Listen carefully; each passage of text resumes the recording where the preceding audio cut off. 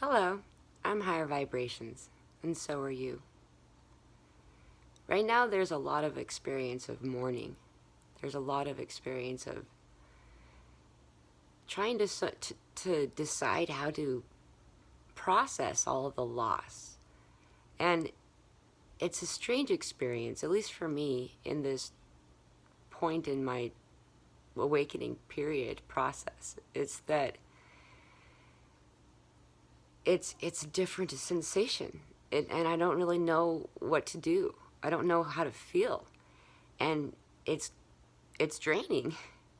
I mean, mourning is draining. It's an experience that is difficult to process in any experience. But it's shifted and changed.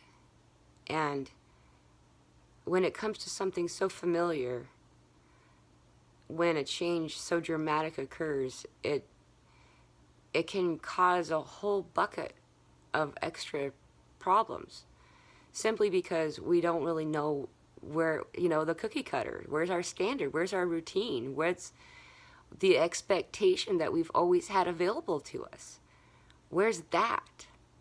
And mourning in 5D is a whole different experience. For me, I feel that it primarily has to do with the fact that the veil isn't nearly as thin as it was before, and in some cases I wonder if it's even there at all anymore. And as such, when those that we love transition, they don't seem to transition as far as they used to. And though perhaps they're not here in the way that we're familiar with, they're here a lot anyway.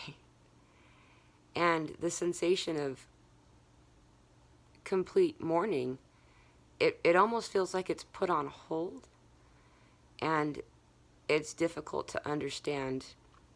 It's like it's delayed.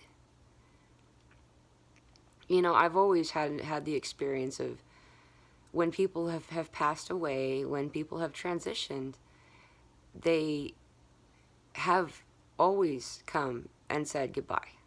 I've always been that person who's had those experiences.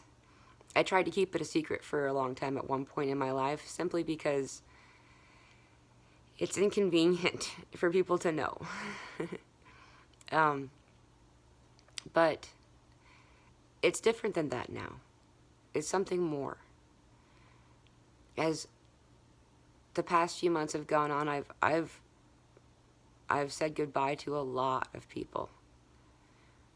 Very recently, someone that was very, very important to me, and I've known my whole life. And I don't really know how to recover.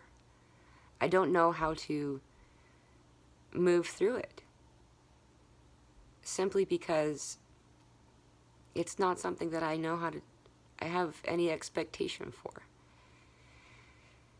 And as I was thinking about it, that's kind of how everything is right now. Everything in our experience right now, it's different. And we had gotten I had anyway, gotten so used to how this is the standard, this is how things are, this is how it works.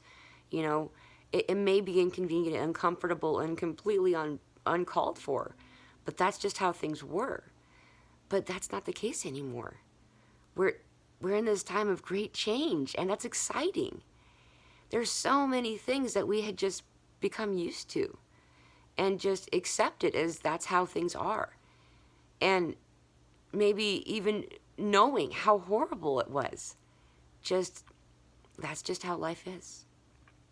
Like the old standard joke of, death and taxes, right? Well, what if there is no death? Not truly.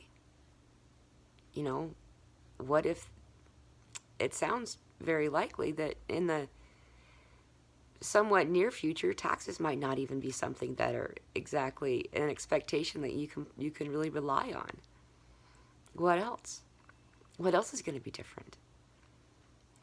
And I think we've been taught for so many years to just do what we're told and do what was the standard, that even though it may be a comfortable or a good thing, rather, it still causes this resistance in us. We were taught to resist it, to stay in line. What's the first thing you learn in school? Raise your hand, be quiet, and stay in line. Don't speak unless you're called on. I didn't start school till I was 14, and I noticed that right away. That was really strange. Asking to go to the bathroom and having to hold a pass to do it. But that's something that is just indoctrinated into the society that we live in. Just to stay in line. And now there are no lines. And there really is no veil. Not really. There's kind of a film in the way in some situations, but for the most part, there's not. So what do? Do we continue to resist and try to make it fit into that box that we always fit it into? Or do we just allow ourselves to our bodies and our souls to kind of guide us to what we're supposed to do? So I'm having moments of elation and moments of despair. But the despair isn't as deep as it used to be in the mourning process. And, you know, who knows? Who knows what I'm supposed to do next? Not that my body doesn't know, but I intellectually don't understand it. So I'm being called to take more rest. I'm being called to drink more water. I'm being called to work on myself a lot. And that's exhausting too. But it's good. It's a time of celebration, truly. The more I can do this, the more that we can focus on these little things that are coming up that maybe feel like they're really big, the more clear we can become. And the less baggage we have when it's time to get on that train. So, just know that you're not alone. There's others of us out there that don't really know where to put our elbows right now. But it's a good thing. It's a positive thing. And it's something that's worth doing. I've been reassured that multiple times. And it's okay. It's okay to be uncomfortable. It doesn't mean something bad is going to happen. You know? I decided to do something extreme and cut my hair. It's traditional to cut your braid in mourning, but I continue to cut it every day now. So we'll see what happens. In the meantime, that's just what I feel like doing, so I'm doing it. Whatever it is that you're called to do, that's the right thing to do. Just trust.